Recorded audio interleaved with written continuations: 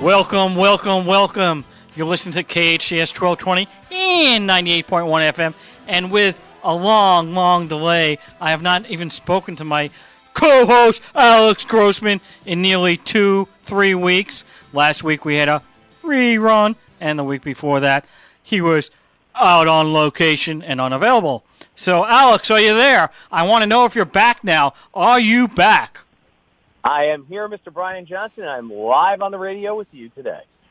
And you gotta love our theme song. You know, I still don't understand why people think that it's okay to call it the Rocky theme when everybody knows it's the Ask Brien theme. I mean, who doesn't know it's the Ask Brien theme unless you haven't been listening to the Ask Brien radio show? Who knows what they could be thinking? I just don't understand. And Brien, for everybody that is listening on the radio, it's Brien, because that's the only way you can spell Brien.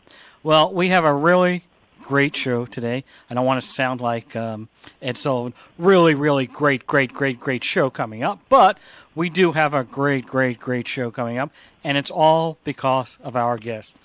Our guests make our show. Each week, we attempt to teach people something about business.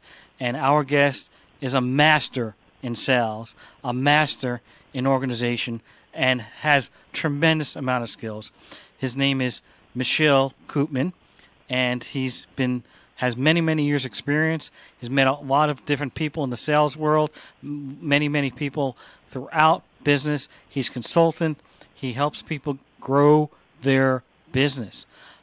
Now, before we get on to Michel Koopman, who will be here shortly, I want everybody to understand, if you have not listened to the Ask Brien radio show, well, you're missing out.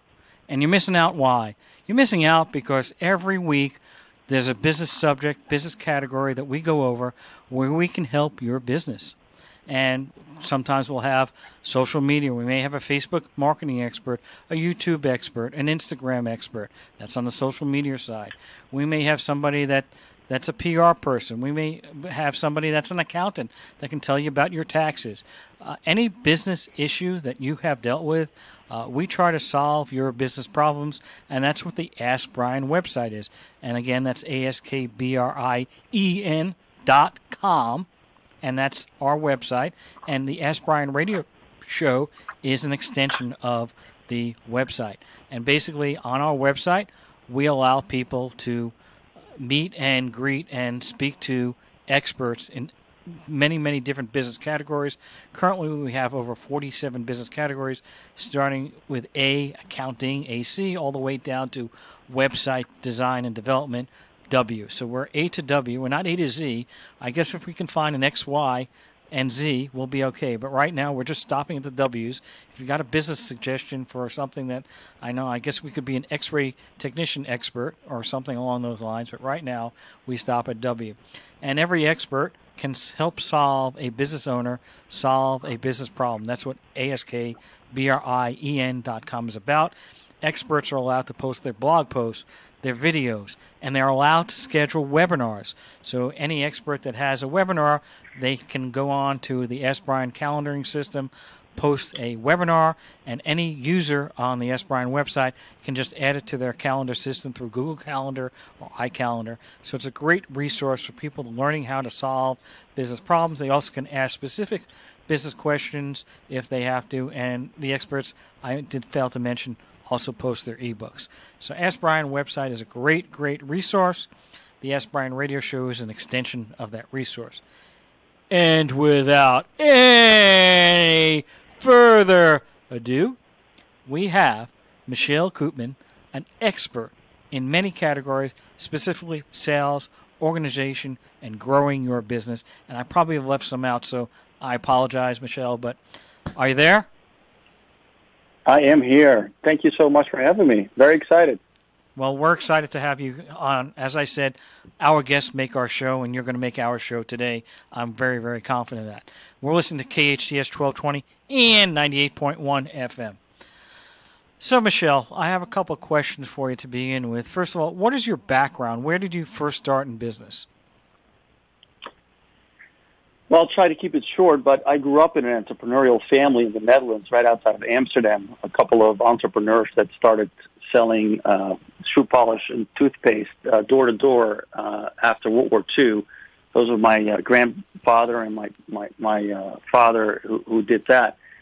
But I actually never went into that business. When I was about 19 years old, I always had a great desire to come to the United States. So I had an opportunity, and I packed a backpack and moved to the States. And I actually fell into corporate America after studies. I was in there for about 15, 18 years, and mostly in enterprise software, both marketing, sales, business development, and so forth. And I learned a lot in those years what it takes to build amazing companies. And I was able to work with tremendous brands. After that, I was a CEO for an online media company. I decided that corporate America was a great chapter, but I wanted to change. And I did that, an online media company that was really focused on curation of content and making that content available to large companies as well as individuals to develop their own skills in business, believe it or not, which then landed me, after that was 5 years of growing that company and taking it to the next level. I really, serendipitously fell into helping other entrepreneurs, and that became the company that I now run, called Too Swell. So that's it in a nutshell.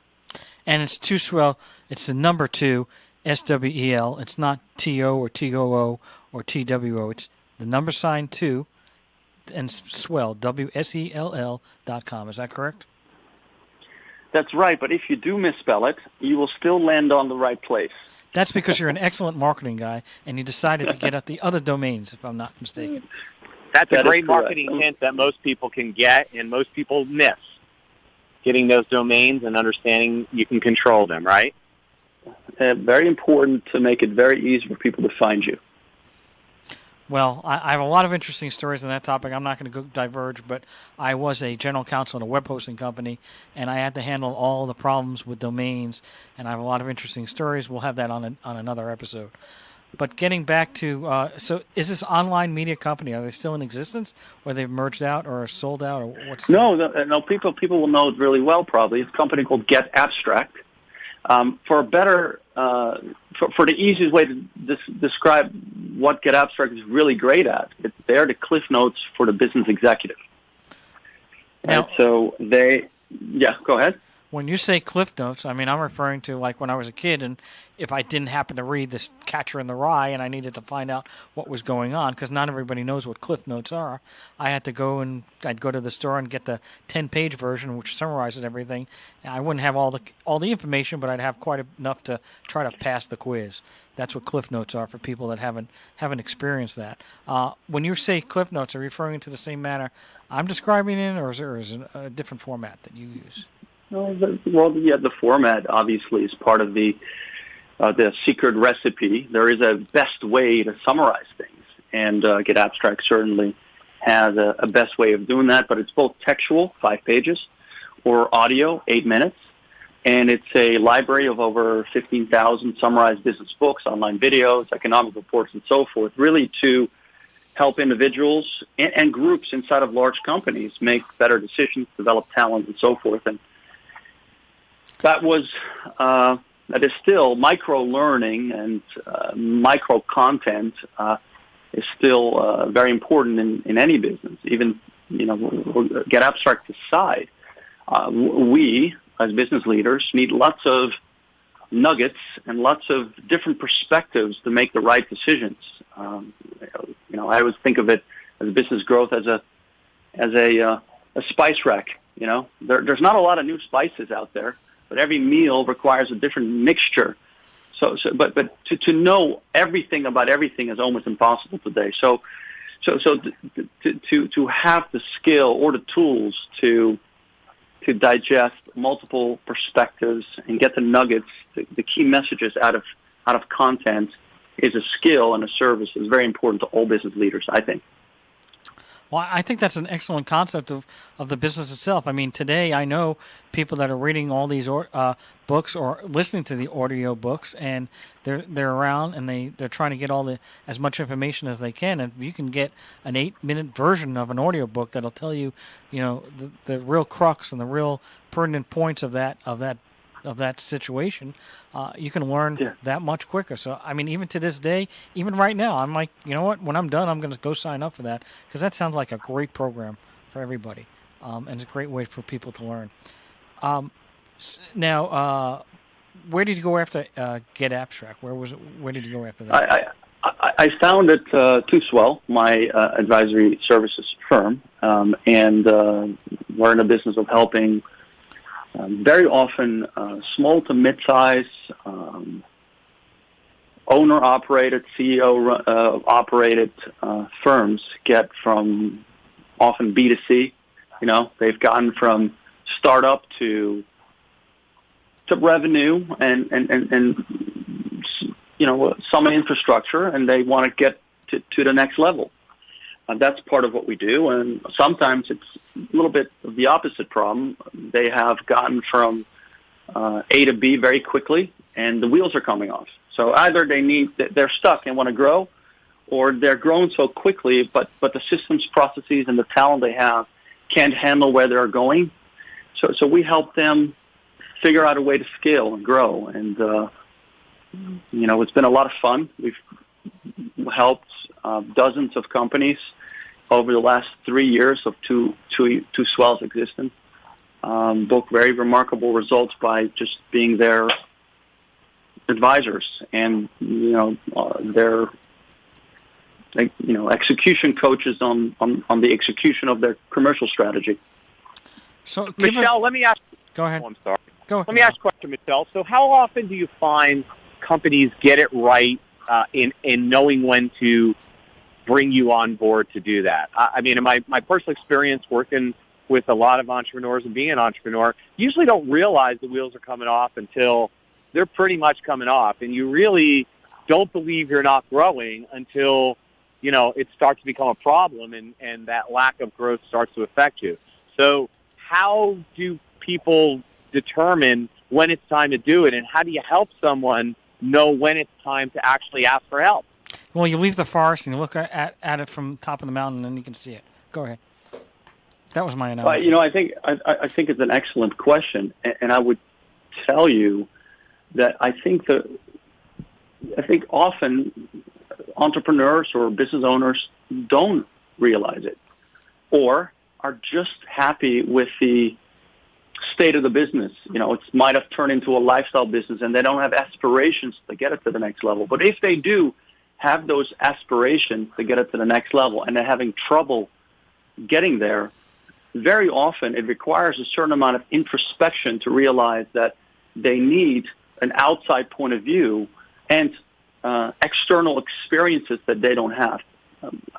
At least half of the CEOs and owners that we have a pleasure of working with have run their company for a very long time. And as a result, they are incredibly knowledgeable and experienced in what it is they do, but they're not necessarily experienced in how other companies do it. So I'll give you another example. Very often when you end up leading a company, you came from one of the three tracks. And there's other tracks as well, but generally you've either been a numbers person, and now you're running a company and you need to think about customer centricity, for example. Or you are a inventor. You were the one who were really passionate about the competitive differentiation that your product had against others. So you're a product person. But now you need to really know what it's like to engage your sales team, right? Or you're a salesperson, and you've risen through the ranks, which is my example personally. That's how I was able to get to a leadership role. But you might lack the necessary understanding of governance models to make sure that your business is profitable, right? So everybody comes to a leadership position with strengths and weaknesses. So I'd say the first thing you need to understand is you want to grow, and 2, you can't get there alone, and 3, I'm willing to bring another sparring partner into the business that can help me get there. Does that answer your question? Yeah, I think that's really great. I mean, I also think that a lot of people in business look internally for help within their organizations, and they end up, having an echo chamber. They have problems, or they do other things, and they're reflecting their own problems because they all come from the same place to think. So getting external help is great, especially someone who has, vast experience in a lot of different businesses that can take them out. And I think that's really valuable. So that's a great answer to the way people get there. And I do believe that getting people over that hump, it doesn't usually happen. It usually hurts a lot of businesses. You've found some that you've gone into where you just say you waited too long, or you could have been 10 times bigger if you would have engaged me a little sooner, or what's your experience with that? I mean, I like that question, and my mind went to a couple of companies that I engaged, and I don't feel that we got them there fast enough, or not even where I want them to get to. And very often, one of the ingredients to lack of quick progress has to do with the mindset of the actual top leader, believe it or not. And if they have, for the lack of a better word, misbehaved for a long period of time, the culture is also suffering. And because the culture is suffering, implementing change is a lot harder, if that makes any sense. That does. First of all, you're listening to KHTS 1220 and 98.1 FM. Just for definition purposes, because not everybody's understanding, when you say grow, okay, and I'm a numbers guy, you don't have to use a percentage though, but what do you mean by grow? Does that mean go from $1 million to $2 million in sales? Does that mean increase the number of employees? Does that mean maybe just become more efficient? Define what you mean by the word grow. That's the first question.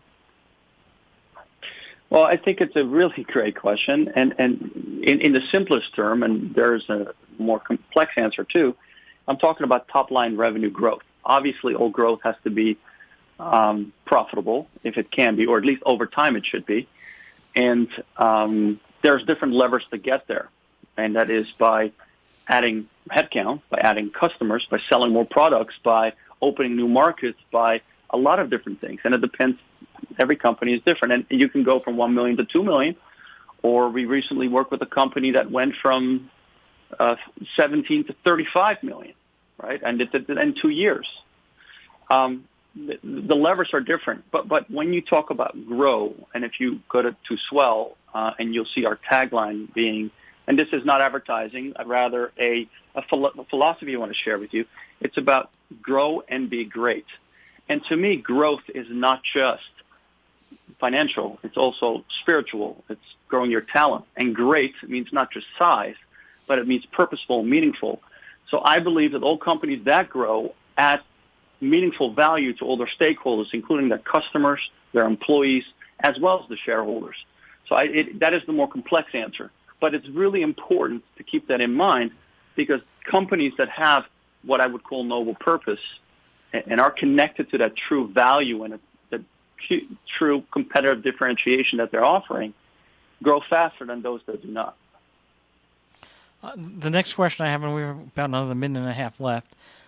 You mentioned culture. I'm familiar with the word culture, but I don't know that all of our listeners are. So I'd like to have your description where you refer to culture. You said you come in, sometimes the culture is kind of broken or whatever. Okay. In 1 minute, defining culture is difficult, but this is the way I think of it. Every company is like an organism. They have organizational aspirations and talents and desires and weaknesses, and that is really a combination of where they want to go and how they behave. And sometimes the behavior in companies isn't healthy. There might be people that don't trust each other. There might be people who People don't feel encouraged to bring new ideas into the organization. Some might feel that they're underpaid or disrespected because of how old they are or what beliefs they have. That would be an example of bad culture. But very often, it is not that obvious. It might be as simple as the CEO thinking everything is fine, but when you are in there, you realize people are afraid of the CEO. They're afraid to innovate or to make decisions. And so those are some cultural things that could stand in the way of growth. So would you say maybe not being open? That people in a culture that there has to be openness, so that people can grow, or in a closed one they're not, or is that a bad analogy? Yeah, well, that's one of the ingredients. A great company has a servant leader that is there to help their employees and their customers be successful, right? But to understand what that means is not an easy thing. It's years of experience and introspection and knowing when, I'm too aggressive, I'm leading too much, I'm managing too little, or I'm managing too much and I'm not leading. That type of balance is not easy. And as you grow as a company, the style by which you engage all your stakeholders needs to change because you're adding layers, you're adding more senior people that expect to be treated differently. That's really what I'm talking about. That make sense? Absolutely. And we're going to be taking a quick break here. We'll be right back with Michel Koopman. The best live theater can be found right here in the Santa Clarita Valley. The Canyon Theater Guild has been entertaining audiences for decades with top quality musicals and plays. Located on Main Street in Old Town Newhall, CTG also offers workshops for the young actor in your family. For more information, call the box office at 799-2702 or go online to canyontheater.org. At the Burrito Factory, their motto has always been to serve quality food with fast, friendly service. But did I mention the taste? When it comes to authentic taste and huge mouth-watering burritos, the Burrito Factory is second to none. Whether it's lunch, dinner, or a catered event, Burrito Factory has the taste of Mexico to satisfy your craving. Burrito Factory on Soledad Canyon Road next to Chi-Chi's Pizza in Canyon Country. Stop in or call ahead 288-0222.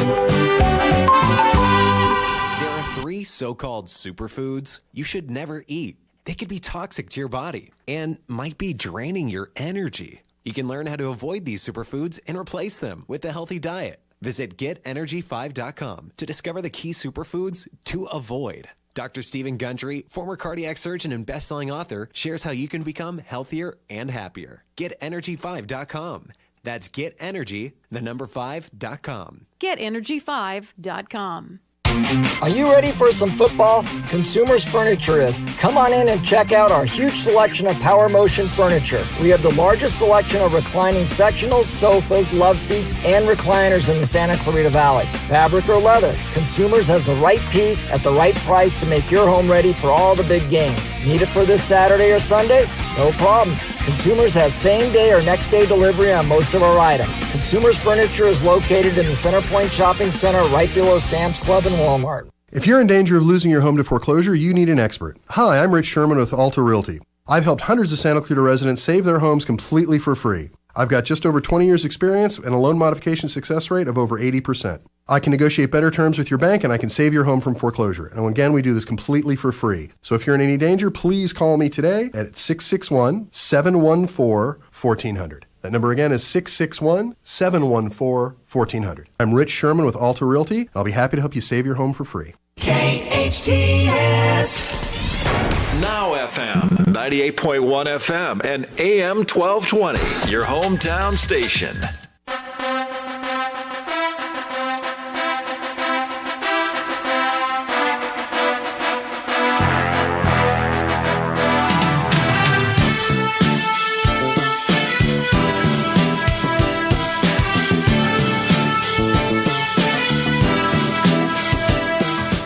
Welcome back to the Ask Brien Radio Show, BRIEN, with my great co-host, Alex Grossman, and my spectacular guest, Michel Koopman. And we had a lively conversation going on before today, in the first half hour. We were discussing a whole bunch of issues regarding strategy, etc. Now we're going to go into a little bit more of the nuts and bolts of what I call it. And so my first question to you, Michel, is if I have a business and I have no employees, which would be the most important employee to hire first? Somebody in sales, somebody in marketing, somebody in accounting? What do you think would be the first employee that I would hire? Well, Brian, I would say that depends on what kind of business you're running. If you are, for example, a company who is reselling other people's products, there's little product development that needs to happen. And if the way to drive revenue is to get that product in the hands of people who are buying it, you would have to hire a salesperson first. But if you're developing a solution that might require you to build an online subscription software package, you first want to focus on a minimal viable product.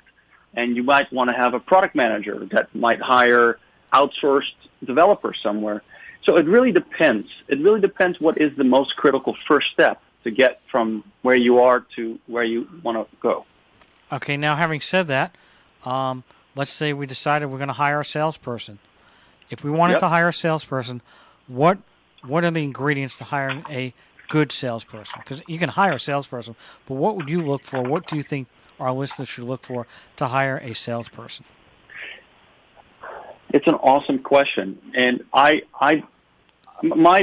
answer might not be as conventional as some people think, because most people will think, well, I need someone who has had experience in this industry. I think industry experience is not the most important thing. For example, I once wrote an article that people reacted really well to, and it was called Hire the Nosy Ones.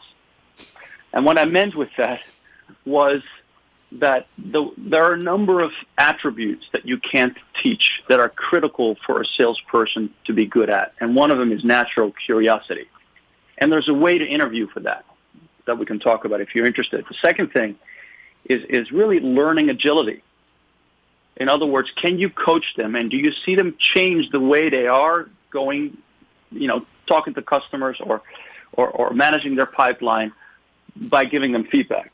Those are the top two things that are very difficult to teach and change if they don't have those attributes.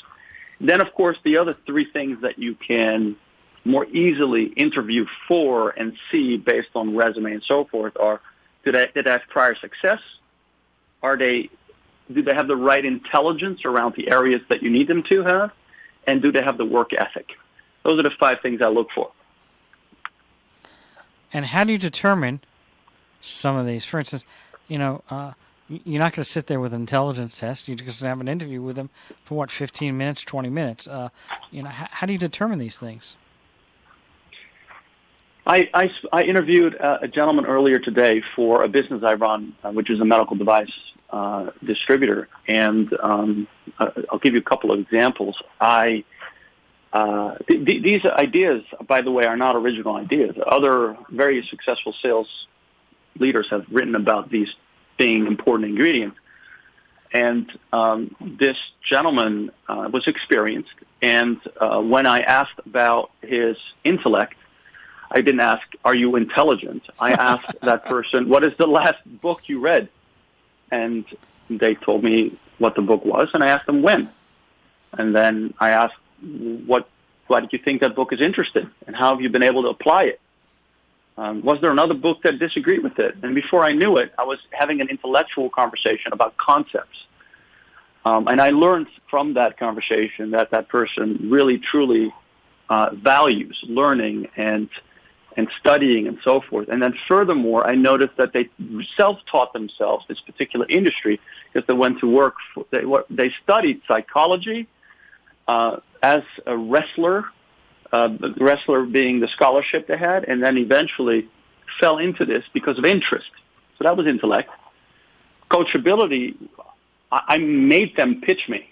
And then I told them that I thought they could have done better, and I gave them feedback, and I told them to do it again, and they did it differently. That means they take feedback, for example. So those are two examples how you can interview for those two items. Well, that is very interesting. So that's great feedback. And did you hire him? Well, I went to my partner, sent him an email and said, I want to hire this guy December 1st. This is the package. Do I have your buy-in? So I'm waiting on it. But I want to. But you make those decisions, those key hiring decisions. This is a smaller startup. This is actually the first full-time staff sales rep. It's a really key hire. So those decisions you make together. And go over some case studies of some businesses where you went in, you worked with a business, and you had that business grow. Do you have any examples of those? Yeah, of course I do. There is a wonderful company that I've had the pleasure of working with for some time. They are a leading private label skincare manufacturing company. The company is called Cosmetics Solutions, and I can't on the radio talk about their actual results financially. But what I can tell you is that we've been able to nearly double sales and been able to take them from where they were, a family-owned company that has been around for over two decades, and still double because of the innovation that we collaboratively worked on. It included understanding what the organizational structure needed to be to get from where they were to where they needed to go, as well as collaboratively working with the two amazing leaders, father and son, around some of the strategic levers that we would focus on to drive their growth. And that success story is well documented actually on our website. So if the listeners want to read more about that, they can download that two-page PDF on it. And that is number 2 SWELL.com. Yes. And that would be what, in a blog post or a book or what? Under our customer stories, it's right there. Yeah, it's one of the first ones you can read about. So how many people were in this family-owned business when you first started working with them? I believe around 75, and there's over 120 today. And their revenues doubled over what time frame? Over the last 2 and change years. And how long did it take to get to the... how many years in business were they before you got there? 25. So pretty much in 25 years, they're going along the lines of $10 in sales, and they were able to double that in 2 years. So you were able to take... Well, hold on. Let's say when I got there, they were growing. Don't misunderstand me. They are healthy, growing. They have been a healthy, growing business. And I also want to be very mindful that someone in my profession does not take credit for the hard work that the team does. We just have the awesome honor to be their sounding board and strategic advisors along the way of, okay, what am I doing right? What can I do better? What am I not doing that I should be doing?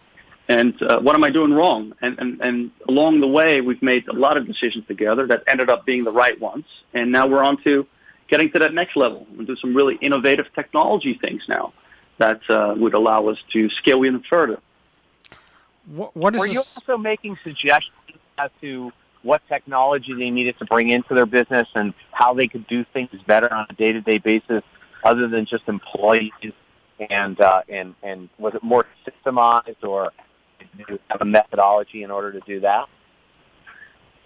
In this particular example, the area that we really helped them with is to guide them on their existing CRM solution and how they can get better business intelligence, dashboards, pipeline management out of it for their commercial team. That's one area that we really did go fairly deep in, which is very important to get predictability into your sales funnel.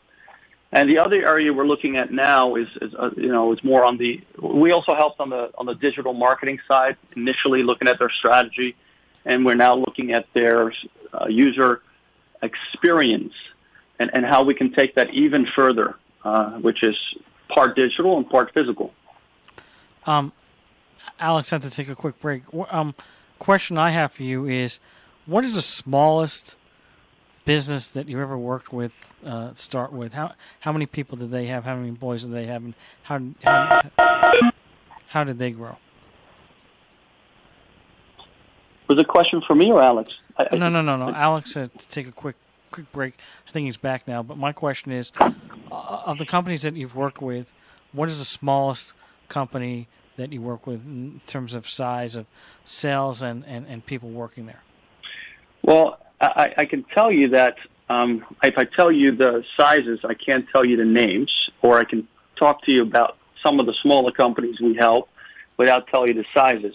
But we have one that went from, both of them were very little revenue, still in product design phase, and we helped them get from that to going to market, and they're still not where they want to be, and there's a number of startups that we've helped.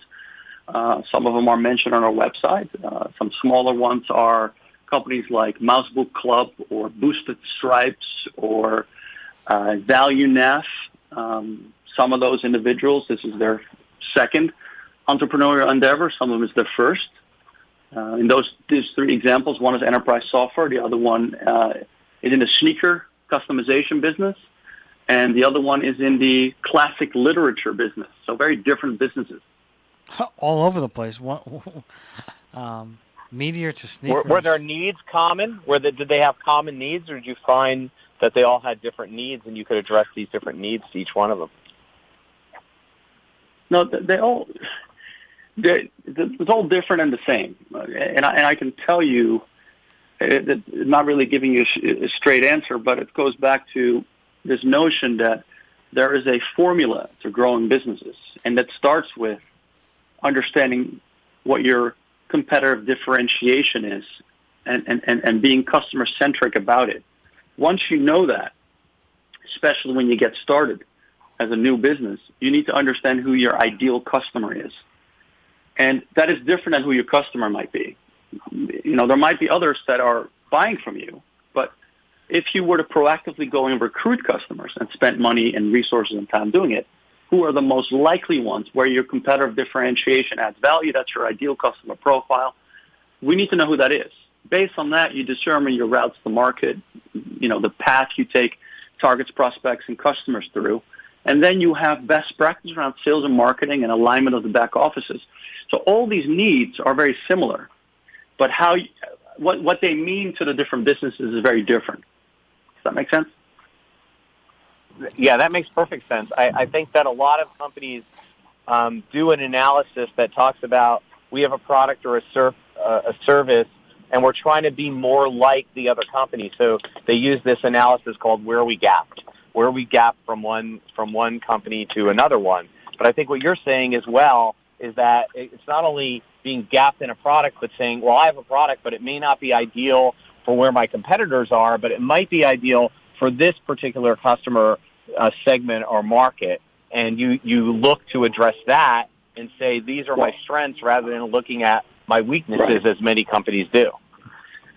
Yeah, Alex, and you kind of struck a nerve of mine, and it reminded me of a conversation I had recently. And you're saying, a lot of people come from this point of view of wanting to emulate one of their competitors, and then, at least mirroring them or getting better than them. There's an awesome writer and former Olympian called Vince Poscente, and he said this, so I don't want to take credit. He wrote a book called The Ant and the Elephant. And he says you need to be willing to do what your competition isn't willing to do. Don't do what the competition does, but do what they're not willing to do.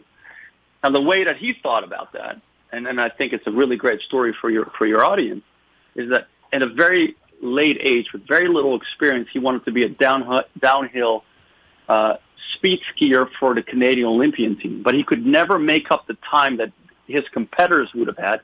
So long story short, he strapped himself on his skis to the top of a BMW driving down the highway to feel the speed and pressure of the wind, which is how he was able to do something what his competition was not able to do. And he competed in the Canadian Olympics on the Canadian Olympic team, and it was, I think, the seventh, if I remember correct, the seventh fastest skier in the world at some point. So I think lessons from that is, yes, understand your competitors and respond to the market, but always try and find this one or two things that you're known for that no one else does. So that's great, and I think that's an interesting way to approach it. We're going to be taking a break here in about a minute. We're listening to KHTS 1220 and 98.1 FM. I don't want to get too complicated here. So when you start a business, and actually we're going to hold off on that question until we come back from our break. We're going to take a break right now. Sweet, salty, tastiest, bacon and pancakiest. Big yawns are okay, yummy syrups, yes way. Butter pecan, blueberry, old-fashioned strawberry. Never empty coffee pot, Mom says it hits the spot. Almonds are the fluffiest, Dad tucks the scruffiest. Scrambled eggy, pepper shaky, orange juicy, wide awake, stuffed French toastiest. Waffles with the mustiest, buttermilky, smoothie, silky, tastes great. Love on a plate. IHOP, everything you love about breakfast. Facey knows life gets busy. Let us go to work for you in the Santa Clarita Valley. We have 34 primary care physicians and 55 specialty doctors in 4 offices. And Facey has easy 24/7 online appointment scheduling for PCPs and PEDS with some extended hour appointments available. We are Facey Medical Group. Let us go to work for you today. For more information or to make an appointment, visit facey.com. That's FACEY.com. Chestnuts roasting on an open fire. This Christmas, join us for the ultimate holiday concert, A Very Merry Christmas with the Letterman, Sunday, December 9th, 5 p.m. at the Santa Clarita Performing Arts Center. The legendary Letterman here in Santa Clarita singing your favorite holiday classics. Joining them is Santa Clarita's singing sensation, Savannah Burrows, along with our very own West Ranch High School choir. You'll also hear the Letterman perform their string of top 10 hits.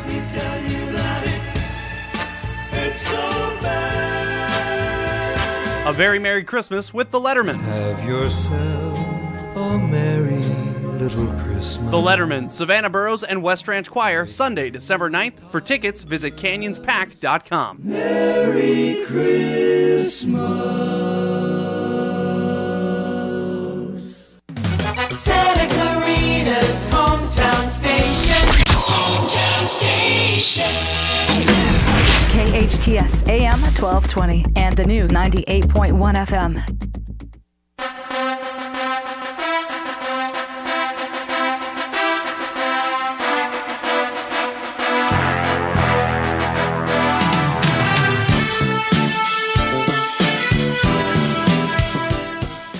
Welcome back to the Ask Brien Radio Show. That's ASKBRIE and on KHTS 1220 and 98.1 FM.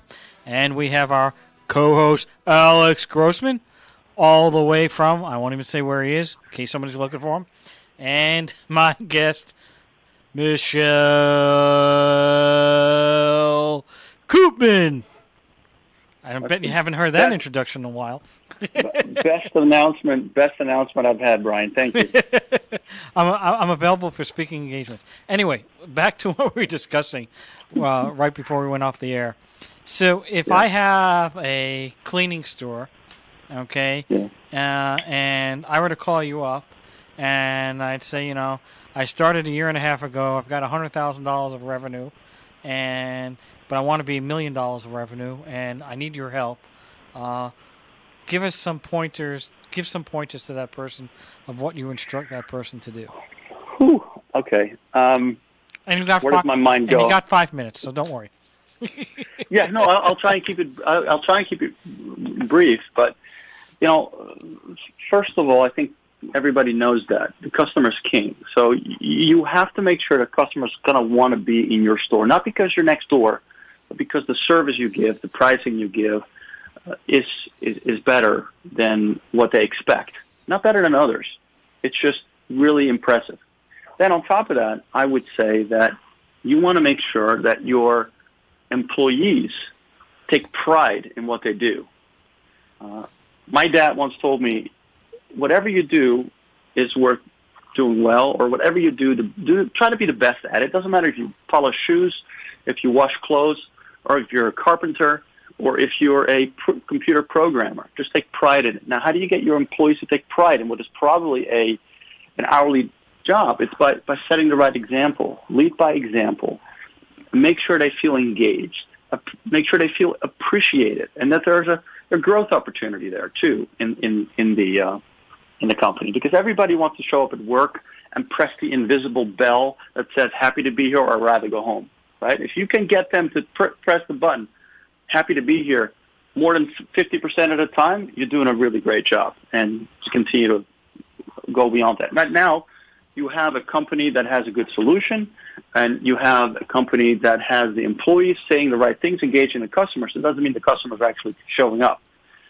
So the money that I would spend is to make sure that people know that you're there, and that is the marketing function. As if you're running a retail store, you really don't have a salesperson making phone calls, but you do have the internet to make sure that people can find you, and that is the balance between SEO, SEM, display advertising, social engagement on networks, and so forth. It's the formula that a lot of people know about. It's something you can outsource. Make sure you pick the right firm to do that. And there's a whole conversation we can have in terms of what's the right firm. But last but not least, and this is often overlooked by smaller businesses, create partnerships. It's one thing to try and acquire one customer, which might be the mom that lives next door or the businessman that works across the street.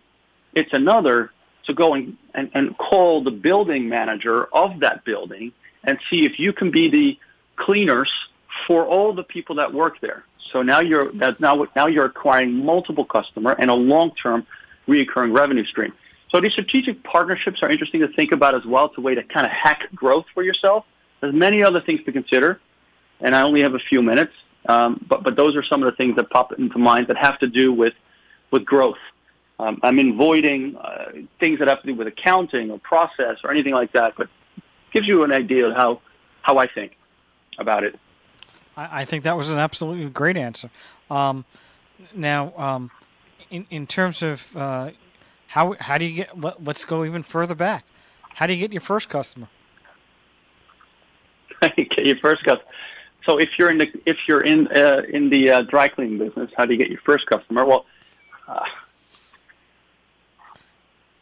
a lot of the physical locations that open up with a soft launch where you slowly let people know about you being there, and you get some customers, and a few weeks later you actually do an opening, and an opening could mean specials. It could mean hosting different buildings to take advantage of this particular special you have. How do your first customer could come from a sandwich board person. It could be from digital marketing, from email marketing. It's a very, broad question. I think the most important thing is it costs money to acquire a customer. It's always expensive no matter what business you're in. The easiest thing to do in sales is to sell the same thing to the same customer. It's a lot more difficult to sell the same thing to a new customer. It's even more difficult to sell something new to a new customer.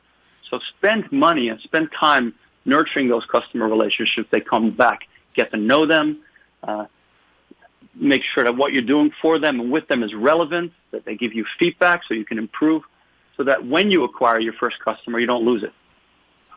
And now just go online. So let's say you have an online business. How do you get your first customer? Same concept? You still have to just spend a lot of money on PPC because you have to wait a while for the SEO? Or how do you think you'd get your first customer? It depends a little bit on the kind of business. I'll give you an example. I'll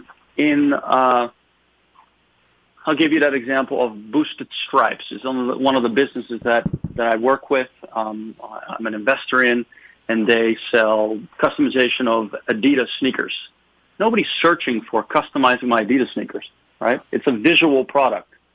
So the first product, the first customer you get, or the first few customers you get, generally by actually going to an exposition or having an influencer post something meaningful and how they liked your product, that's how you get some of your first customers. Because if you were to do SEO or SEM, no one is searching for it, so that doesn't work. However, if you know that there are a lot of people, if you're an attorney and a lot of people are searching in your local area for personal injury attorney, then it makes sense for you to have an SEO and SEM strategy, right? The third way is, and this is very prevalent now, and I'll give this to those that are in a smaller B2B business, LinkedIn is one of those incredibly underutilized gems of getting your first few customers, or your leads rather, to your business. Because you know who they are, what their interests are, what the profession is. You can reach them in a number of different ways.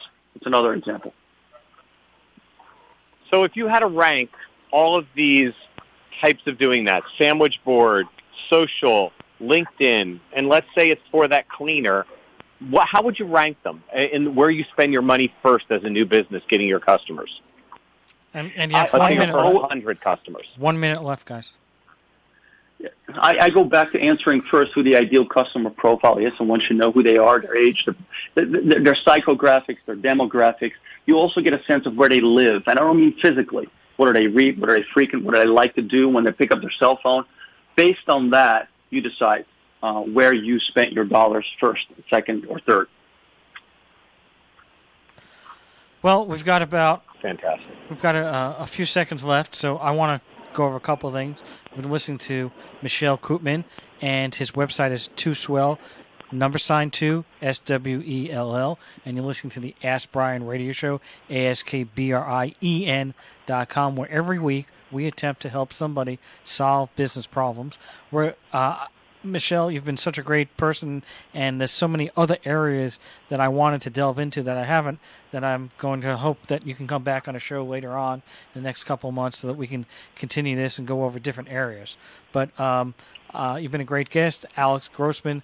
I'm very excited that you were able to call in all the way from I can't tell anyone where. And that's it for the Ask Brien radio show. Thank you very much, KHTS 1220 and 98.1 FM. Hope to see you next week, although next week's Thanksgiving, so it'll be a rerun. But go to AskBrien.com.